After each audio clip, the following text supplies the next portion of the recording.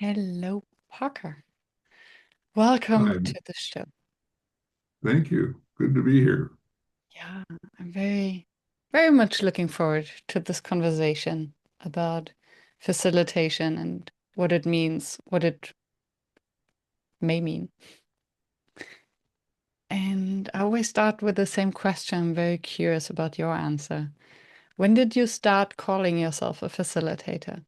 And actually, do you? Yeah, well, first of all, thank you for having me on your podcast, Miriam. I much appreciate it. I'm very interested in the work you do with facilitators around the world.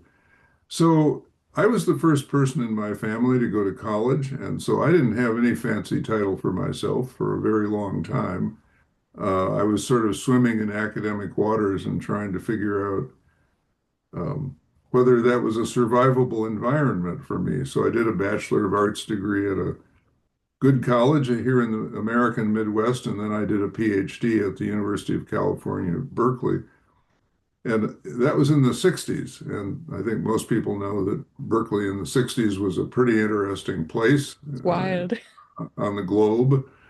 Um, and just incidentally, I can come back to this later. There was a lot of group work going on at Berkeley in the 60s, circle after circle after circle. I had experience of some of those, and it influenced me down the road. It actually influenced me rather negatively in ways I can explain later. Um, by the end of the 60s, when I got my PhD, uh, the cities were burning, and I felt called to use what I had learned as a doctoral candidate in sociology to use it on the city streets rather than in the classroom. So I went to Washington, D.C., and I became a community organizer. And in community organizing, you have to do a lot of circle work. Um, and you have to call yourself something. I was calling myself a community organizer at the time, and it was wonderful work, 5 years of very intense work in the midst of all kinds of conflict. Trying to push back on white supremacy and racist practices and help create healthy, diverse, pluralistic communities.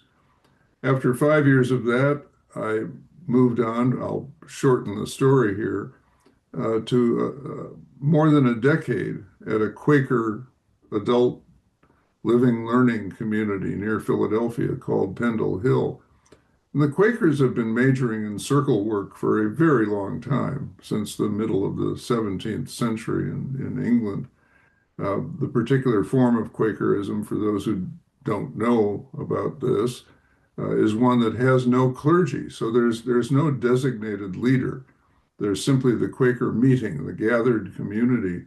And from the beginning, Quakers had to figure out how do we do the stuff that gets done in a typical congregation without a minister? How do we do it in community? And so that automatically led to different forms of what we would call facilitation.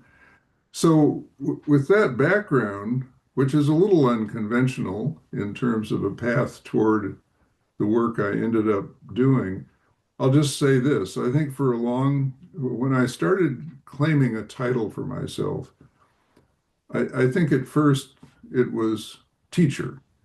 And then as I um, got more deeply into my life as a writer, which has really been the red thread running through my life for 60 years. I'm 86 now, so it's been a long path as a writer.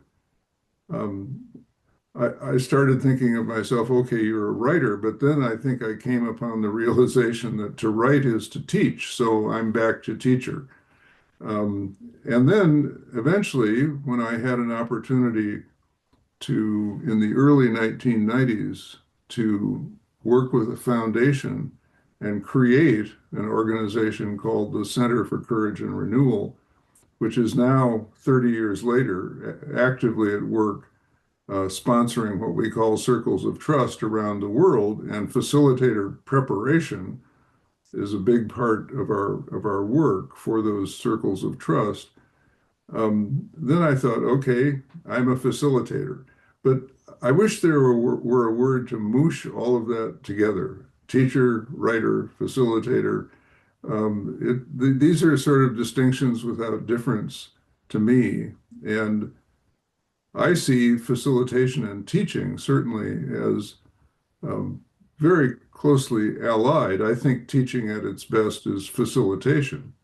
And I think facilitation at its best is creates contexts in which people learn, which is supposed to be the outcome of teaching, right? Even though it often isn't. So Yes. that's my story, and I'm sticking to it. I love it. Thank you. Thank you so much. And I took some notes because there's so much to unpack. And I would love to start at the beginning. A question that popped up in my mind when I heard you speaking about learning to facilitate at Berkeley in the 60s, and that it was all about circling. And I wonder what you have learned there from about facilitation as a grassroots movement with a very clear purpose Mhm. and a goal that was bigger than the sum of its parts, as opposed to today, where we go to a classroom or we attend a training to learn this abstract thing that's called facilitation. Mhm. Well, my experience of circle work, as I call it, at Berkeley, um, had a lot to do with work that was being done that was psychological, therapeutic, or quasi-psychological, quasi-therapeutic. The movement for social change that got launched in Berkeley, in which I was also engaged, um, was really more combative Mm, and politicized than what was going on in these circles where fundamental issues in human life were being raised up, and people were being invited to wear their hearts on their sleeves, to sort of bare their souls in order to wrestle with issues of identity and integrity, vocation, purpose and meaning in life. Those were the kinds of issues that I came to associate with circle work in Berkeley as contrasted with the more contentious political organizing efforts. mm, And what I experienced in those Berkeley circles was was invasiveness. People were promised safety, and then they didn't get it. People were promised you can bare your soul here. You can wear your heart on your sleeve. And they did that, and then they got invaded. Excuse me, they got critiqued, they got taken to task, they got criticized. And there was something very, very fundamental in me that just rebelled against that. That thought, if this is what circle work is like, where we sit down in a circle and some poor soul says, I'm feeling miserable about my life, and the next thing that happens is a whole lot of people are saying, well, you should feel miserable because that's a crappy way to live your life. It was confrontational. mm, And in this country, at least, that is not an uncommon thing. There have been movements even in theological seminaries. Uh, uh, Clinical pastoral education went through a phase where folks got abused mm, and the movement got tarnished. And so I came out of Berkeley fascinated with circles, but really rejecting the model of facilitation that had been presented to me because it seemed to me, as I said, that a facilitator in the settings that I experienced was someone who just let anything go. Bring it on, bring it on, bring it down. Let's really get to the nitty gritty here. And so my quest after Berkeley was to find a way to do circles in a way that was not invasive. Um, Mm.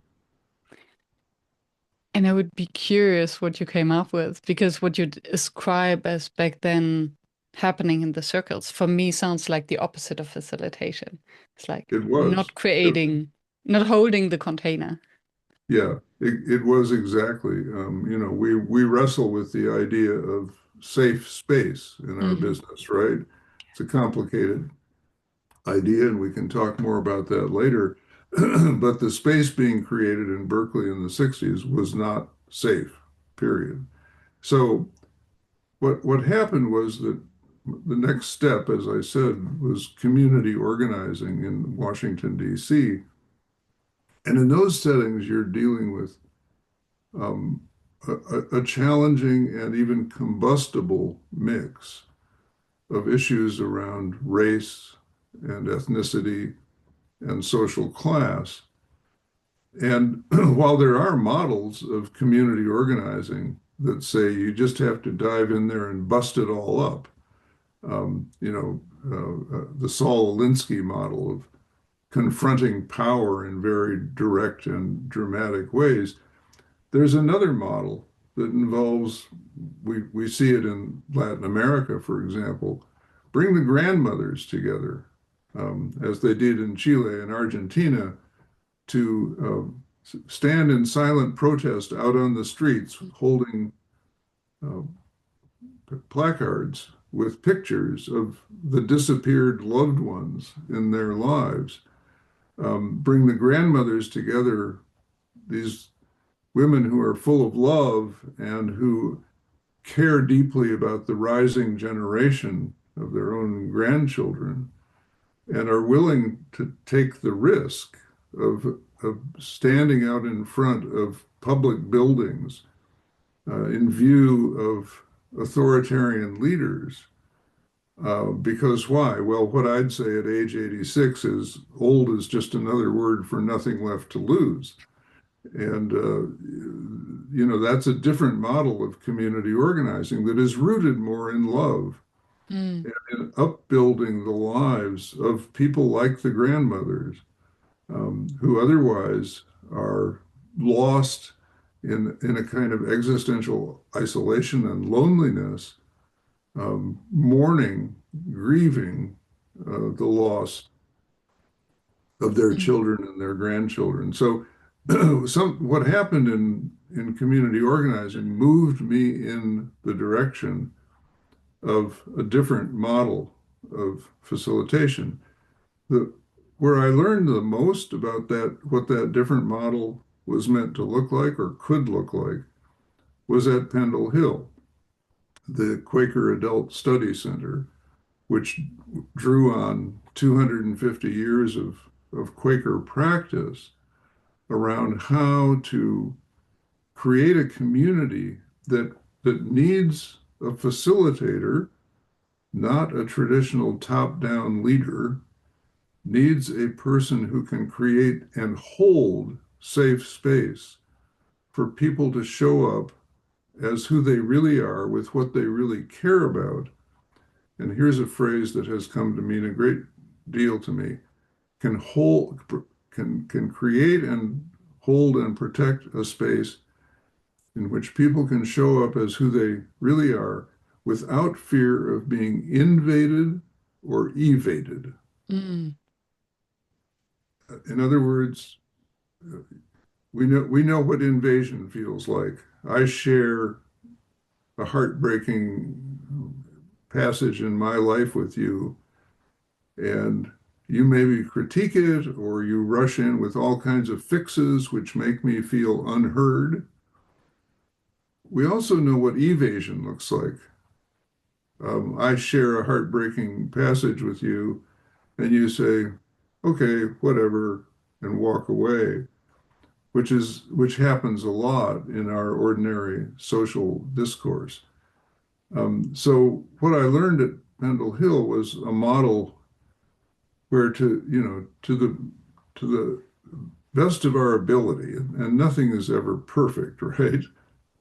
This isn't about perfection. This is about trying to take a next step in the direction of possibility, where to the best of our ability, people can explore deeply meaningful issues and be held in such a way, and now I'm going to go beyond what I just said, be held in such a way that they're neither invaded nor evaded, and have a very rare opportunity to have a deepening conversation with themselves, not just with each other.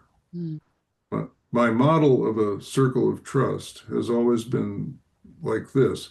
This is a circle, a community in which the main action is not going to be around the perimeter, where we turn to each other and say, what about this? And what about that? And yeah, I like that. I don't like this.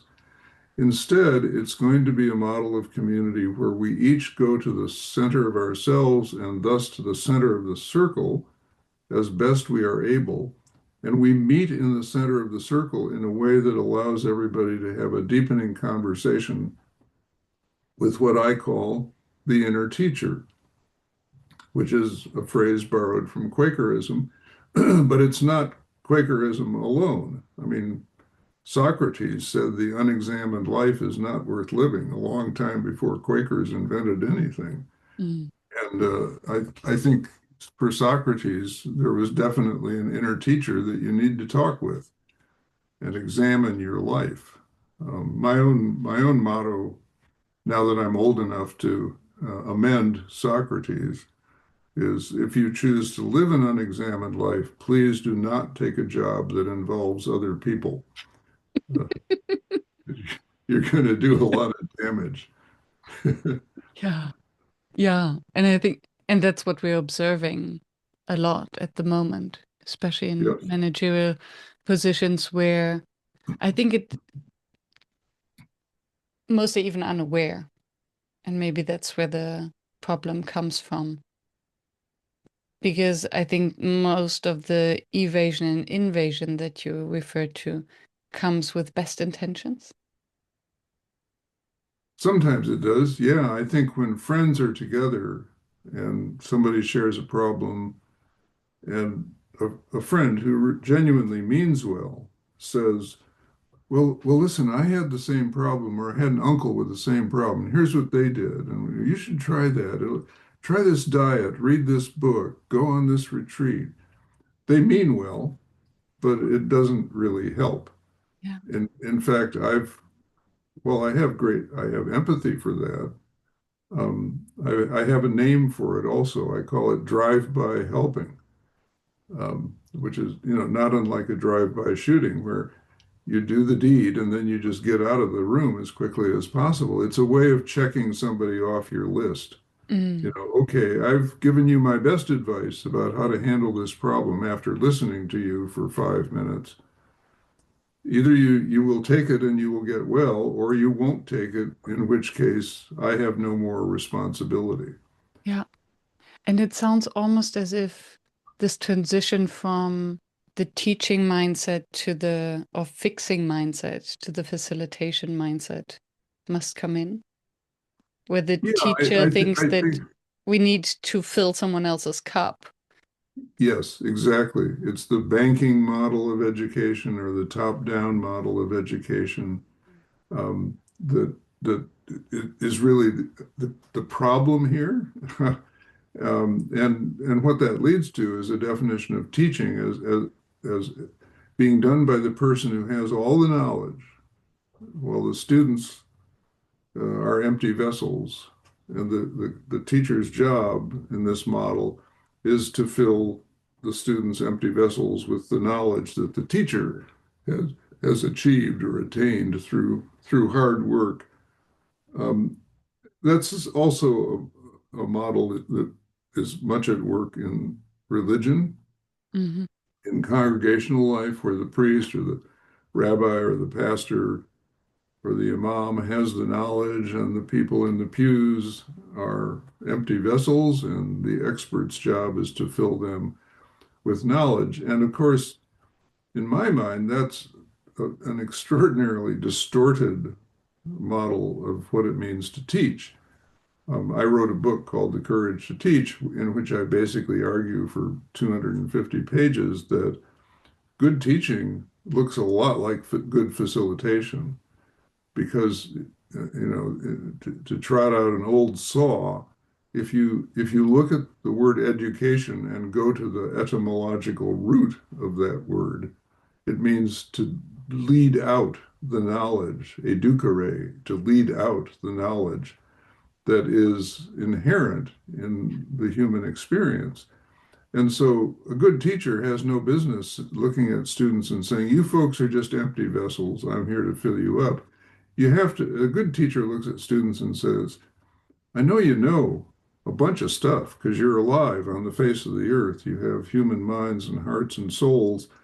My job is to somehow engage you in the connective exercise of weaving together what you know with what I know, with what the needs of the world are, and to do that in light of a discipline that, like physics or literature or history, that's going to frame and hold us accountable in everything we do.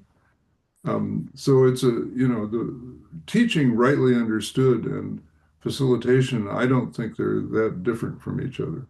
I agree. And what I hear is it's courageous to educate in that way because the educator can no longer hide behind the knowledge as a kind of wall. This is correct, and I'm going to teach you. But by leading through questions and leading with the assumptions that the students already know a lot, we're letting go of the control and the process and the routine, and we're engaging basically in a dialogue with the students. Absolutely, absolutely. And to get really down and dirty about this, to cut to the nitty gritty, every teacher who has ever walked that path knows that there's a lot in students in most settings, certainly here in the US, that doesn't want to play that game. They're going to sit there with their arms folded and yeah, exactly like squiddy eyes and skeptical looks on their faces, basically saying, "Wait a minute, I'm paying big tuition here for you to tell me the score so I can get a good grade and get a good degree and then get a good job and get out of here. So stop playing games with asking me and Susie and Johnny what we know. Just tell us what we need to know." And of course, there is a rational and well-grounded response to that, which is, if I did that, I would be doing you an incredible disservice Mm, because in the kind of job market that now exists, you are going to be asked to answer questions that aren't in the book. You are going to be asked to think on your feet. You are going to be asked to engage with others, and not just with others in the abstract, with a diverse community of others mm, whom you need to learn to be part of in order to do the work of a modern society. So, do you or do you not want to be prepared for that that kind of job market, that kind of life? If you don't, well, good luck to you, but you're gonna, your little boat's gonna sink. If you want that kind of education, this is the place where you can get it. And incidentally, at least in American colleges and universities, that's a message that needs to be delivered not only to students, but to their parents, mm. who are in many cases paying the bills because it's not widely understood Yeah. what a disservice the traditional model of education does to students. And I wonder whether it comes from a very binary thinking, going back to the courageous educator, where if there is no courage, it means there's right and wrong. And if we're living in this assumption that the teacher is there to teach me, this means there is this one thing to teach, and that is the truth. And on the other side, that's wrong. So Mhm. there's right and wrong, Yes. which then brings me back to the circle work you described, where you basically learn to sit with different perspectives that are all true at the same time, although they might um, oppose each other. So it's basically sitting in this non-binary world and in discomfort. Mhm. Yeah, I think a way to put it, I mean, this is tricky ground we're on now, right? Because a big issue in our current world, certainly in US politics, is the difference between fact and fiction. You know, I'm the glad that difference you, yes, that's what I had in mind. Yes, go on. the difference between an actual verifiable piece of information and a conspiracy theory Mm. that somebody believes just because um, well, just Someone because told you so. that's all. Yeah, that's all you can say about it because the cult leader said so.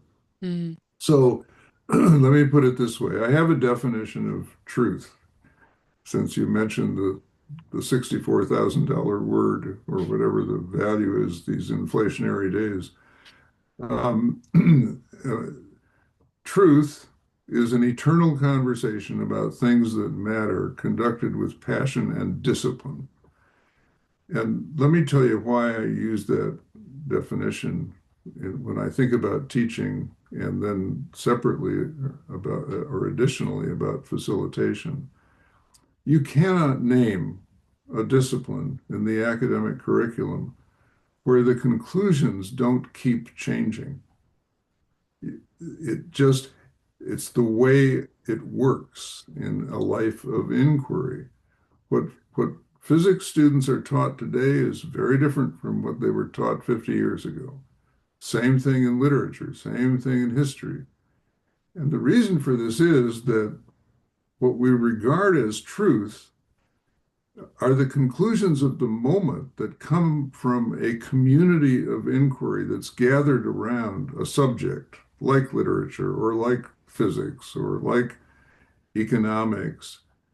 And all kinds of things are going on in that community gathered around, which follows a discipline that is prescribed by the various guilds and academic subject matter experts.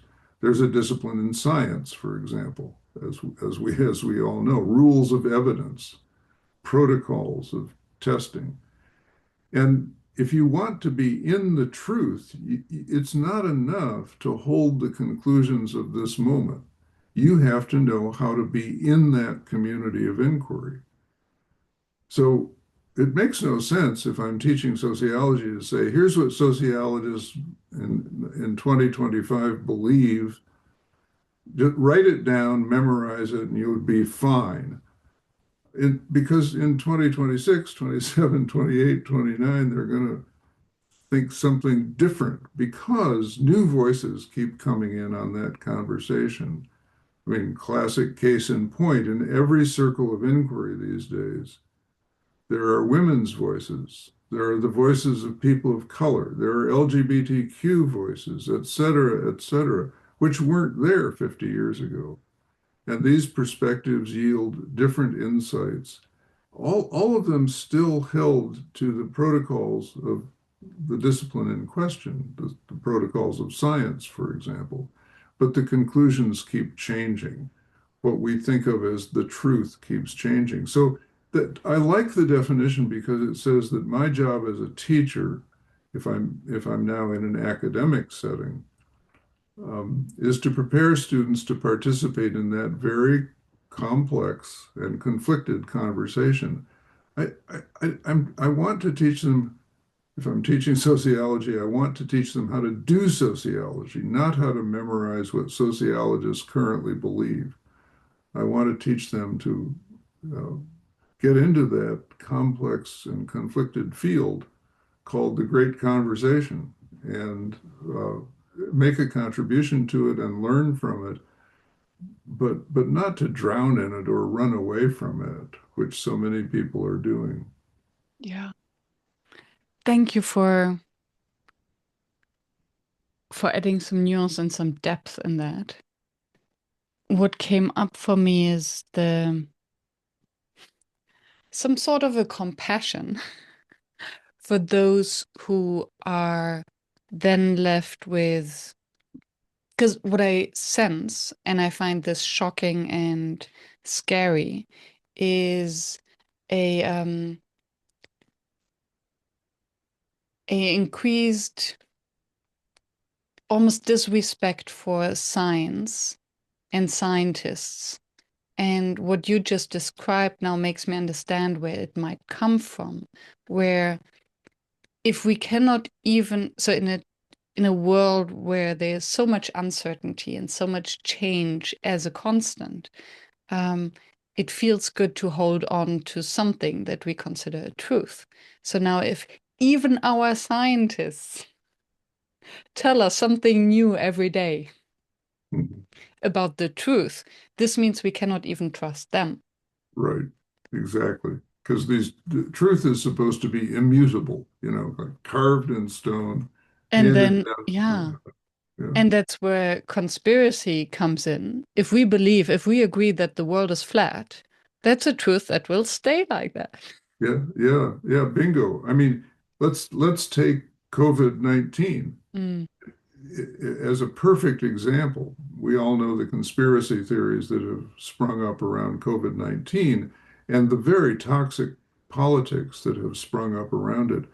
Well, what was COVID-19? It was what the scientists called a novel virus. It had never been seen before mm, in human, at least expressed in human beings. And the best of scientists with the best of intentions and the best public health officials with the best of intentions were on the cutting edge of trying to figure out what this novel virus was, how it operated, how it might be stemmed or stopped, and were doing the very best they could. But the great American public, and I'm afraid much of the international public, isn't used to being in a novel situation where the answers aren't at the back of the book because our educational system never prepared them to swim in those waters, right? And so out of that fear of the new, the novel, the unfamiliar, and and lack of experience with the emergence of every discipline in the curriculum, not fixed and frozen 100 years ago or a year ago, but emerging always through lives devoted to inquiry.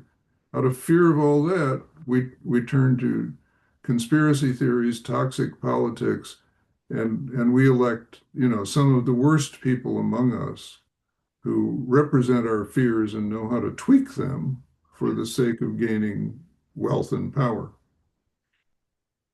By by basically masking or pretending as if all these uncertainties and insecurities didn't exist. Because what I'm just thinking is you mentioned that was C19, it was the first time that the world was exposed to something that hasn't been there before and nobody had an answer. And at the same time, I have the impression that we're exposed to this novelty and complexity almost on a daily basis. Maybe not individuals, but even as leaders of companies, with the with the rate of change and technological advancement, they are in new situations almost on a daily basis.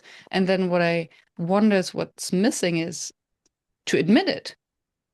Right, right. Yes, And exactly. maybe Well, we're just not used to someone admitting that they don't know to have an answer because it was so novel, although it's happened all the time. it does happen all the time, and it's so interesting, Miriam, that you know um, a leader can lose his or her job by saying, "I don't know." I don't know the answer to that. When in fact, that's the leader we ought to reward and hang on to if that leader is also willing to say, I don't know, so let's get together and figure this out. And let's get together in a space where it's safe for everybody to express a viewpoint, an opinion, even though they may disagree with each other, as long as we're working within some agreed upon protocols. That's where truth is an eternal conversation conducted with passion and discipline. There always has to be a discipline around this kind of open inquiry to keep us from just flooding the zone with more baloney. Yeah.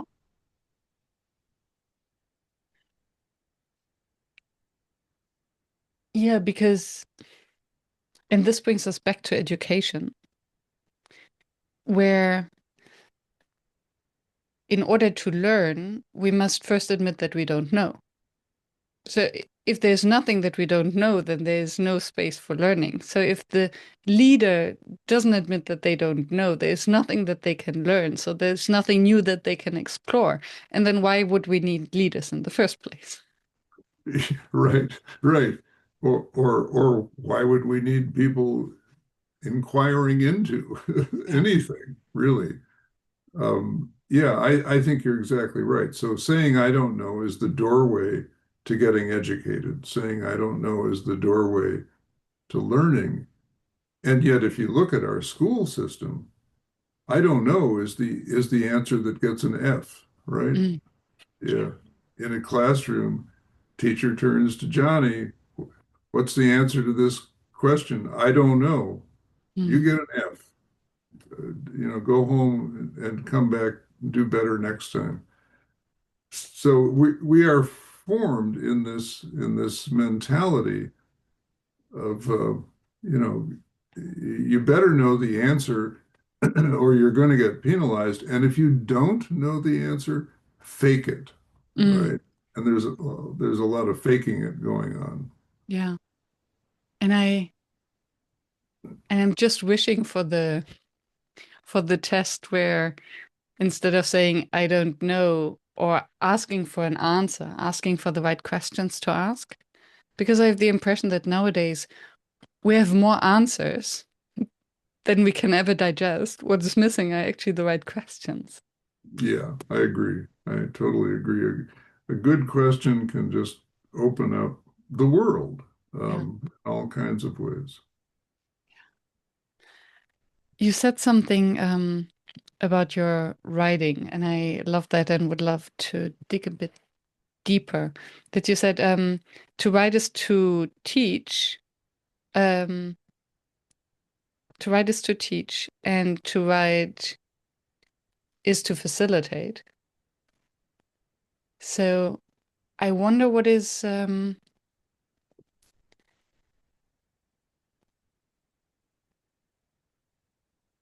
how do you do that? Mhm. Because as a writer, teacher, facilitator, how can the writing become the vehicle? Well, let me it's a great question and I'm going to try to answer it, even though that's a fool's errand, I think. Um, so let me start by contrasting two kinds of writing. There is, on the one hand, the textbook, which purports to tell students exactly what they need to know, chapter by chapter by chapter, in order to get through introductory sociology or introductory whatever. Um, that's a book that raises no questions, right? That's a book that does not engage the imagination. That's a book that shuts down inquiry and really encourages this notion that you either have the right answer or the wrong answer, and you better get it right when called upon in class. Now, there's also another kind of book called a great novel, which which is a story. And stories are the way the great teachers of history have always taught. because the story carries the mystery. The story has boundaries around it, and yet it embodies enormous amounts of ambiguity. The story, a good story, a great story, allows the listener or the reader to enter into it and kind of wander around in an imaginal three-dimensional space and sort of ask, parts of this feel like my story. What am I learning about myself and my journey as I enter into this world that created by a literary work of art? And I think the reason I wanted to go to those bookended examples, which are so very different from each other,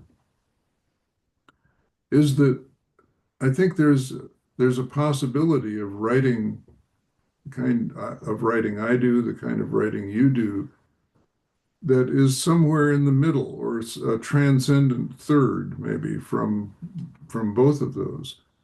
Where yes, there are things we want to say, there are truth claims we want to make, there are facts that we want to put a stake in, given the subject that we are trying to explore. But we also want to write all of that in a way that invites the reader in. And sometimes that involves telling a story. I mean, in a lot of my books, I've talked about my own struggles with facilitation or with teaching or with life itself. I've told the story, for example, of several descents I've made over my 86 years into clinical depression and what it's like to dwell in that sort of darkness. And I don't try to resolve the story. I simply say, this is where I learned some stuff that I'm now going to try to name. Um, but having told the story, I've given the reader a chance to think about ways in which the story might intersect with his or her own life, and then to check out whether the insights I've drawn from that story might also resonate with him or her. So I think there's a way of writing prose that's more evocative, that has one foot in both worlds, that sort of holds the paradox of, you know, truth telling, Mm. um, to secure some kind of perimeter, to set some boundaries, and on the other hand, imaginative, or stories that and poetry. I use poetry a lot in my writing that evoke imagination. And incidentally, in facilitation, I use a lot of poetry because that's such a rich space for imaginal wandering. Mm. The ambiguity, to keep up the ambiguity that you mentioned. Yeah, everybody brings their own ambiguity to stuff Mm. if they're honest about it, if they're given space and time to feel it and to acknowledge it. And when I use a poem in a circle of trust in a facilitated session, I never take the academic approach of, okay, what did the poet mean by this when he or she wrote this or that? I flip that over and say, how does this poem intersect your life? What does it mean to you? What does it evoke in your experience that might be instructive to you? And when you get 25 people, which is the normal size of our circles of trust, exploring a poem or a question like that together and doing it in a way that disallows folks from fixing, saving, advising, or correcting each other. Um, that one of our ground rules: no fixing, no saving, no advising, no correcting. You're suddenly creating a tapestry of insight that is based on the poem and on people's personal responses to it. that gives everyone in the circle a rich array of possibilities to draw on.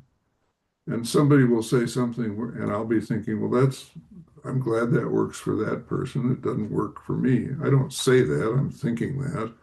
And then somebody else says something, and my inner response is, wow, I hadn't looked at it that way, but that shines light on something I'm wrestling with.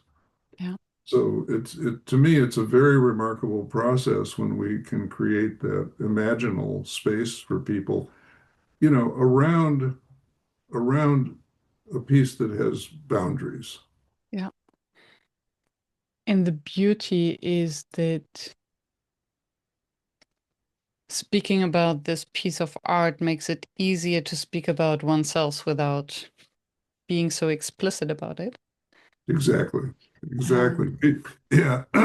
Yeah. People, I mean, for example, one of my favorite examples, May Sarton, great poet, has a poem called Now I Become Myself.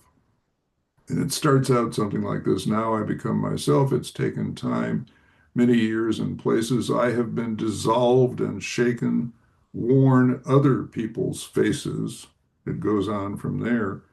But just those opening lines speak so deeply to people who know what it is to be dissolved and shaken and to be searching for what's my face? How do I want to show up in the world?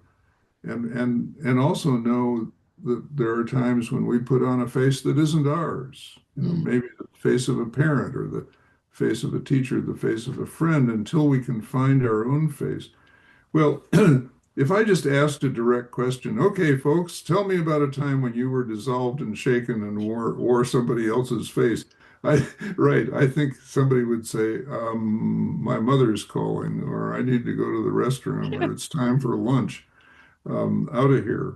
But with that poem, you can say all kinds of things about yourself without talking about yourself. mm, yeah. And the more comfortable, I mean, in our circles of trust, part of our goal is to let people step into that pool at the shallow end and keep going until they realize this is a comfortable place in which to talk about myself more directly.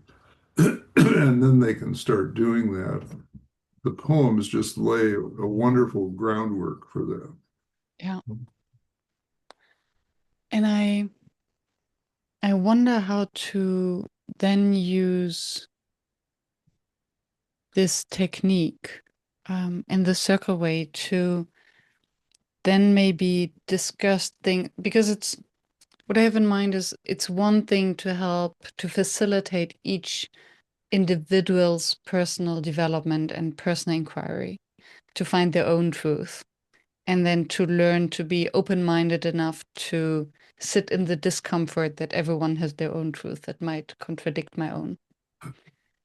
And then I'm thinking back to the circle work back in Stanford, in Berkeley, and all the potential circles that there are nowadays, hopefully at universities, with all the controversy um, that exists.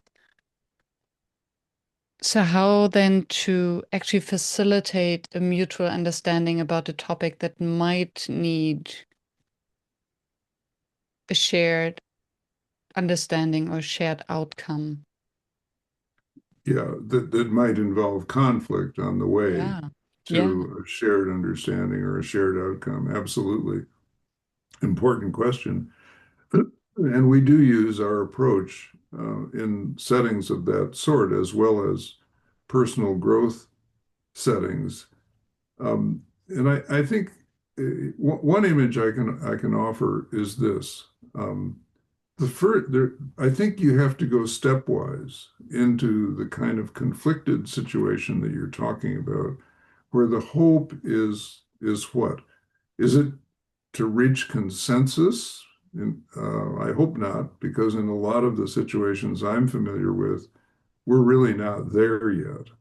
Um, would it be instead to reach enough mutual understanding that we can say we have now created a container that's strong enough to hold an ongoing dialogue between the conflicting parties that might eventually take us somewhere. Um, I think it's really important to to focus not on reaching agreement, but on creating a container that will continue to hold us as we try to make progress in mutual understanding, which is really, really hard to reach in a lot of the issues that confront us now. So suppose suppose session number one, or one, two, three, maybe, with these conflicting parties, were a circle in which you had a very strong ground rule that was enforced by the facilitator. The ground rule is we name the issue, and anybody can say anything they like about their personal stance on or response to that issue. Um, the ground rule is that nobody may confront them about what they've said. Mm. The only legitimate way of speaking is to lay out what you believe, think about this issue without in any way posing it as a rebuttal of somebody else. Suppose we just had one, maybe two or three meetings where we listened to each other at that level, where the only thing we're allowed to do is listen and then go home and let it percolate. My experience is that some amazing things can happen when we are disallowed from immediately trying to rip each other's throats out about the words that are coming out of them. Mm. And then, as a next step, okay, with all of that understanding, um, well, let me interrupt myself and say, suppose that were sort of step one.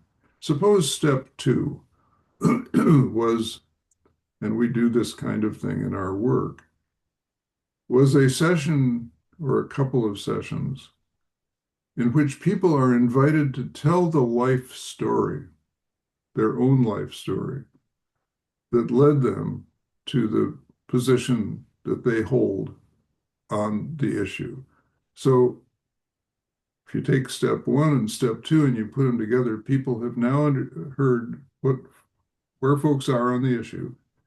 They have now heard the life story that accompanies that particular position. And those life stories, as you well know, are just illuminating and revealing. And they bring people closer together, in part because people find that they can identify with another person's life story, even though a similar journey took them to a different point, right?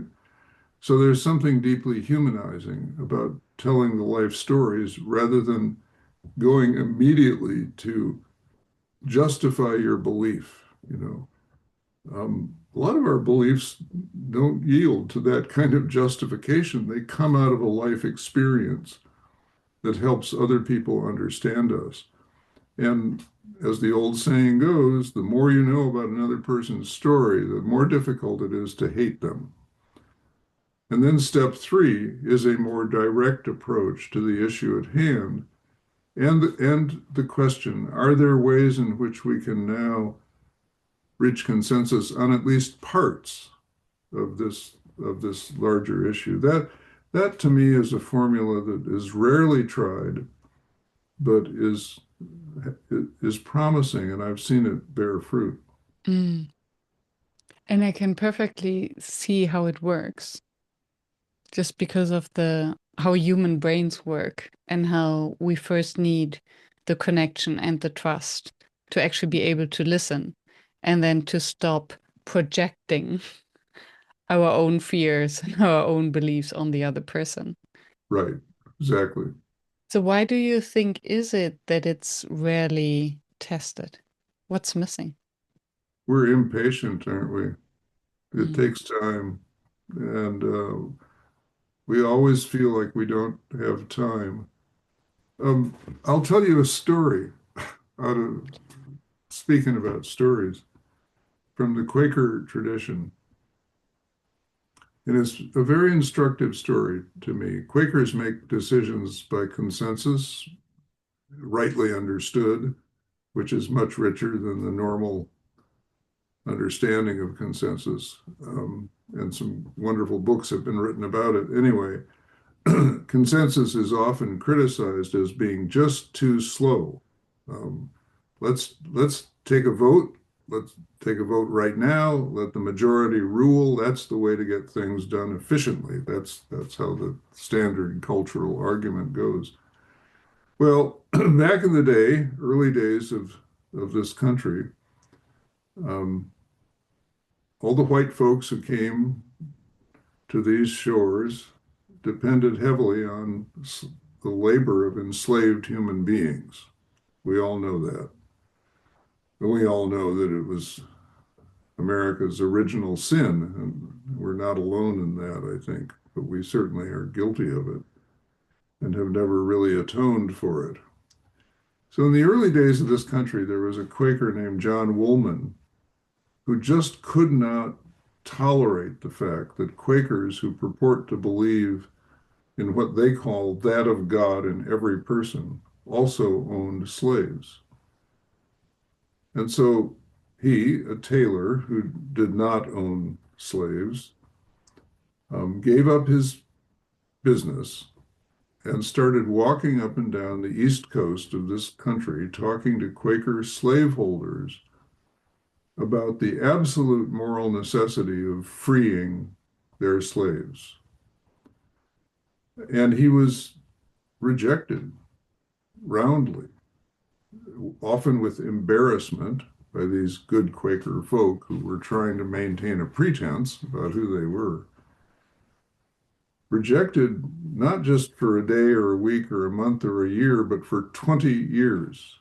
He walked up and down, rode horses, buggies, wagons up and down the East Coast, visiting his fellow Quakers and proclaiming the wrongness of slavery. After 20 years, and this is why people say consensus is so slow, Quakers were finally convinced as a religious body to free their slaves. And in fact, in Washington, D.C., at the Capitol, you can find a plaque commemorating this fact because, and here's the punchline of the story. Quakers were the first religious community in the United States to free their slaves, and they did so 60 years before the Civil War was fought. 60 years before the Civil War was fought. So when people talk to me about how slow Hello. consensus is, I say, how about getting 60 years ahead of the Civil War? Would that satisfy your your demand for effective results now? Because even the Civil War, with 850,000 Americans killing each other, didn't resolve the question of slavery. It led to Jim Crow, the new Jim Crow, et cetera, voter suppression right now, et cetera, et cetera, et cetera. I think I think the Quakers have a pretty good record on that one. Yeah, it reminds me of the slowing down to speed up mantra. Absolutely, absolutely. Yeah, you know, there's that great teaching story which I often use when I prepare facilitators for our work about this master surgeon who is teaching her students about this critical moment in open heart surgery. And she says, she looks around at him and she says, at this moment in this procedure, you have exactly 60 seconds to tie off that artery before the patient dies. So you had better take your time. And when I heard that story, I thought, that's a real life story. That's the surgeon I want. Somebody who's not so traumatized by time, that his or her hand shakes and I die. I want Yeah. someone who knows how to enter that 60 seconds as if he or she had all the time in the world. Incidentally, I also want that in airline pilots. And in facilitation. Yes, I exactly. That's what I when I teach facilitation, there's usually this one trick. If we don't have time and there's too much content, slow down. Yeah. One of the things our facilitators are always learning is less is more. It was it was interesting. Last week I was training a 2 days training program on facilitation in French. So German is my native language, my mother tongue. My English is pretty good, so I usually speak and train in English. And my French is decent, but I'm not as sophisticated as in English. And what I realized was that when I explained a concept, I had one take.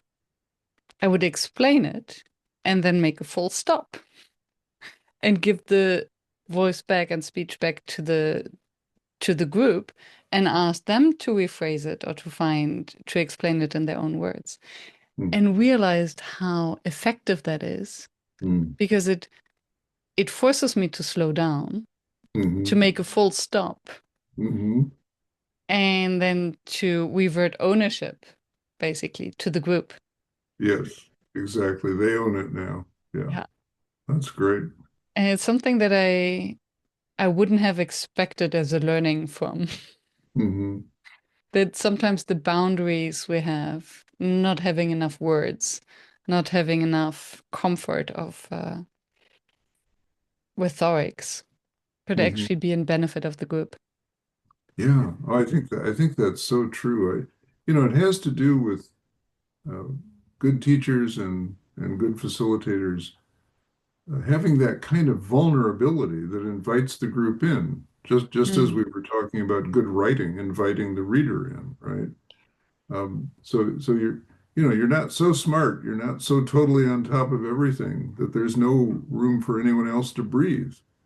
That vulnerability, which should come naturally to all of us if we're honest about all that we don't know alongside all that we know, that vulnerability invites other people in. And it's tricky with a facilitator because in addition to being vulnerable, you have to have the authority to hold the space, right? And and that's an art that is I think sometimes it's caught rather than taught. mm, It's a hard one to teach. It has a lot to do with how you feel, how you're feeling about your own presence, your own capacity to hold both your authority and your vulnerability. yeah. You can't be a good facilitator if people in the group look at you and say, "Oh, he or she is just holding themselves above everything here. Mm, They're not one of us. They're not in here learning with us." And so every opportunity, that you have in a legitimate, authentic way to say, this is a question I'm wrestling with, or to mm. present what you want them to do in a way that acknowledges you're in progress on this yourself, that creates the kind of vulnerability that works and that does not give away your authority to hold the space. Yeah, that is that is so true and so tricky. I'm thinking of the distinction between an educator who you spoke about the courageous teacher. So they can show vulnerability and still they have the authority because of the body of knowledge that they have. And that's why they're in front of the class. That's why they're in their position. As a facilitator, we have to hold that authority that does not come from a content perspective in most Mhm. of the cases, but Mhm. it comes from knowing about the process. It Mhm. comes from maybe the inner work and being able to stand with our demons. Exactly. I totally agree. It's a beautiful way to put it. I was going to say it comes from being at home in your own skin Mm, and being able to say to yourself, I am all of the above. I am my strengths as well as my weaknesses. I'm my darkness as well as my light. and then the authority comes, is almost unspoken because the participants or the audience, air quotes, will sense it without it being articulated. Yeah, I think authority, I'm very interested in the word itself, Miriam. So I believe that authority comes when people perceive you as authorizing your own life. You know, that Mm, you're not drawing on mm. external authorization. Yes. You're not saying, hey, I get to facilitate you because I have a PhD Yeah. and I've written 10 books. Excuse me. Um, But instead, people perceive that you're authoring your own life. You're speaking your own words. I'm sorry. Let me start over again. People perceive you as authoring your own life. You're not phoning it in. You're speaking your own words. I remember in my years of asking students to talk about their good teachers or facilitators to me, one young woman said, well, I can't, they're all so different from each other, the good ones, but I can tell you about the bad ones because they're all the same. And I said, well, what do you mean? She said, with the bad ones, their words float somewhere in front of their faces, like the balloon speech in cartoons. And I've always adored that image, which came from this like 21-year-old young woman like this in a balloon speech, this disconnect between the self and the words spoken. People pick that up, Yeah. and um, You and don't embody what you're saying. There's no congruence, integrity. exactly, Integrity, yeah. The yeah, integrity between the yeah, words yeah, and the yeah. person. And before, in a different context, you spoke about guilds. Um, I think it was in the context of the those who hold. It was in the context of truth, speaking the truth and developing the truth, and knowing that we'll never be there. And with this group of facilitators who have a big responsibility in this work, um, who can embody this authority, but there's no paper, there is no certification and qualification that would ensure that, oh, yes, we arrived. Right. And there are a lot of bad facilitators around Yes. because they're lacking this innate authority. So, where are or who are the guilds Mhm. in this profession? Who are the guilds? Mm. GUILDS, Yeah. right? Yeah, Yes. exactly. Well, it's a great question, and you're absolutely right that there's way too little along those lines. Um, I can mainly speak to the work of the Center for Courage and Renewal. we we have worked very hard for 30 years to cultivate a collegial community of facilitators who get together online or in person with some regularity.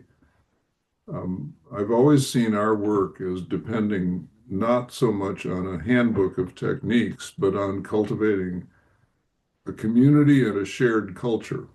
And part of that shared culture is high standards for Mm. the work that we do. And modeling those high standards in front of each other.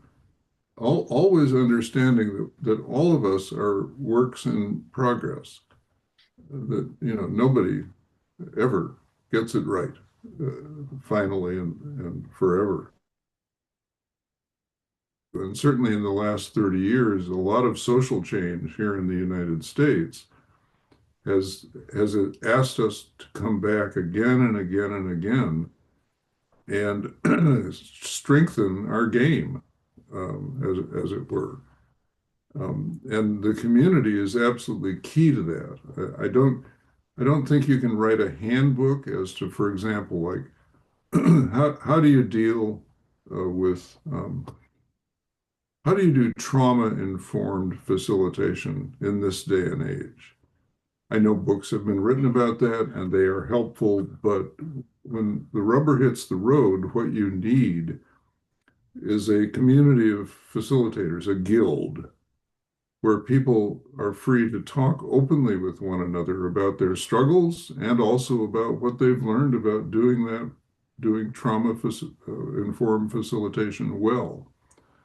Um, so that's the best answer I have. We need those guilds. You were right on to point to And I would even say we need them not only to speak, and I love the example of trauma-informed facilitation because it's one of those domains who continuously evolves because we know so little, and every day we learn more. And I think what we need are the spaces to speak when we have not done it well.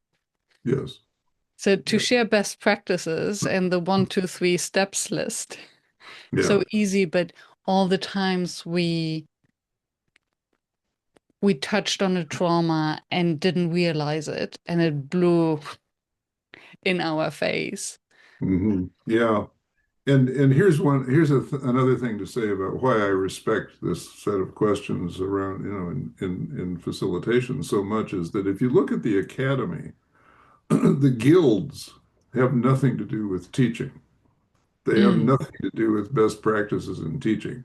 They are all about best practices in doing historical research mm, or in the protocols of physics. I mean, it's all shop talk, right? It has not there it's rare, it's almost non-existent, I think, for a college professor in this country, a university level professor, to have been taught how to teach mm. or to be held to any sort of accountability around how well you're teaching. All the accountability is about the community of scholars to which you belong and whether your research and your writing is up to snuff. So I think, Mm. we're ahead of that model, even Yeah. for all the flaws in facilitation. And I think that's because of where the fame comes from, and that's where the gatekeeping comes from, Yep.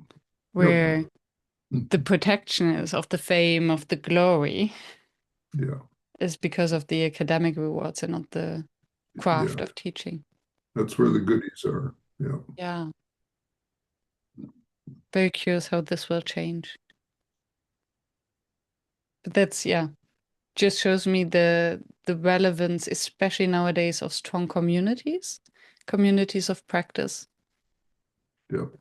and Very reputation. important. Very important. Mm. What is it that you would advise your younger self, or that you wished you had known back in the 60s, maybe? Hmm. You know, you know, I give my younger self a lot of slack. Good. Yeah.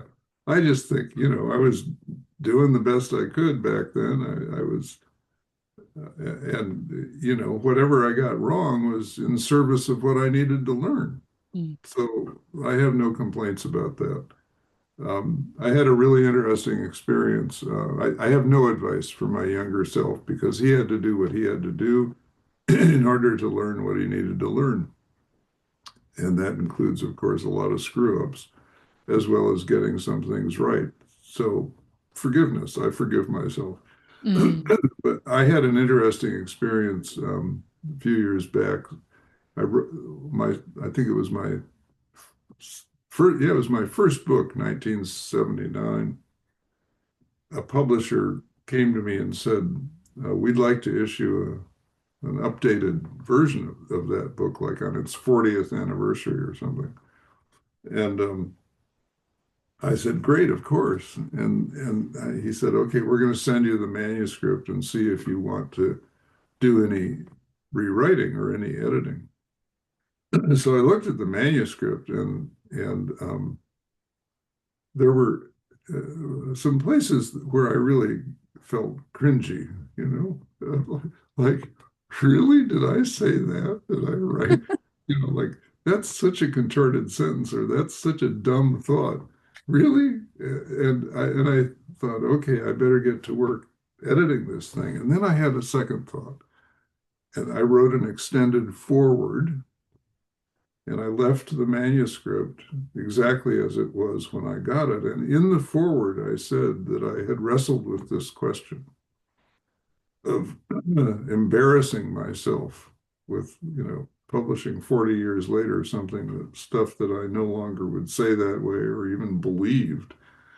But I said, um, I believe in free speech, and I mm, believe that my 40-year-old self has as much right to free speech as my 80-year-old self or whatever it was at the time. And so I'm going to leave it stand exactly as it was. And I feel really good about that. mm, That that's the life journey, and I'm comfortable showing up as that person because that's mm, who I am. mm. The word that comes to my mind as I listen to you is wise. For me, that's where wisdom lies. It's the life experience to see, okay, we have evolved, we have learned from our mistakes, and this makes us the person we are. I think so. I think so. And that's I don't something, know yeah, yeah, I don't know how else I would have learned if I hadn't made mistakes. I would have just kept patting myself on the back. yeah. And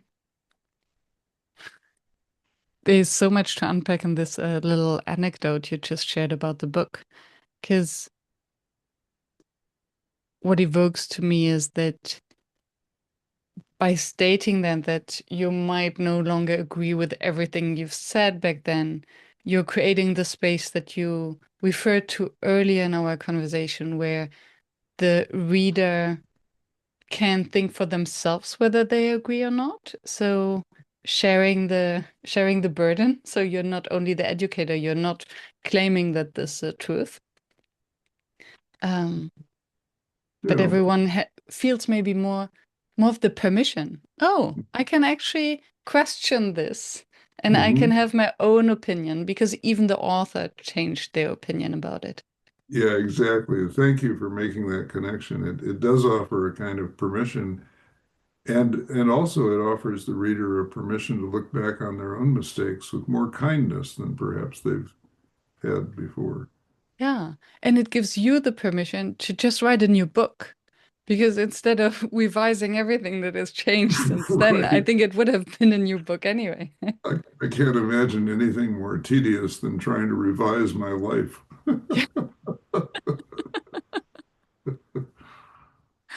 Yeah, who wants to do that? Hmm. Is there any facilitation challenge that remains for you? Oh, I think it's always a challenge. Yeah, that's one of the things I love about facilitation is you never step into the same stream twice, right? One of the things we work with our facilitators is, watch out when you have a highly successful retreat and you've used this set of poems or what we call third things to evoke conversation, and you've done this and you've done that, and people just loved it, and they visibly grew. They all got in touch with their inner teacher in a new way. You're now at a point of danger because when you meet your next group, you are going to be under the illusion that all of that is going to work just as perfectly with them. And believe me, it won't. So, so read the room, the Mhm. room keeps changing and you have to, and you keep changing. And, don't go in there with the hubris that says, I've got this thing locked and tied. Keep that beginner's mind that says, here I am in a whole new situation, and we're just going to work together, stay alert, and see what we can grow communally that will serve all of us. Yeah, beautiful. Be aware of the hubris. We spoke for almost 1.5 hours. It's been a delight. Thank you so much for all your wonderful questions. Thank you. Is there anything that you wanted to share and that we didn't touch upon yet? No, I think we've covered a lot of ground, and I'm very grateful for it. I'm always in mind at the end of one of these of what my grandfather used to say when I would visit him uh, on the farm, as it were, in Iowa, and it'd be time for me to go home. He would bid me farewell by saying, "Just write if you get work," which was an old Depression era saying in this country, people moving off with no job and no place to go. I think he was worried that I didn't have a real job because what I do is so, to his eyes, is so unlike farming. Actually, what I do is a lot like farming to me, but that's a topic for a different conversation. Yes, So I'll just say, write if you get work to all the good people in your audience. I love that. Thank you. It is indeed a lot like farming. Um, and I think that's something that many facilitators can relate to, that our parents and family don't really understand what we are doing. Right. My mom would also always, every time that I had a new client, she would say, maybe they're going to offer you a job. Yeah, right. Right. Yeah, my mom was a lot like that too. Yeah. Oh, I could tell stories. I bet we both could. Yeah. Oh, thank you so much for sharing your wisdom, Parker. It was Thank you, Miriam. really Thanks so meaningful to much. me. It's been a delight and an honor to be with you, and I wish you all the best with your important work. Take good Thank care. you. Thank you. Okay.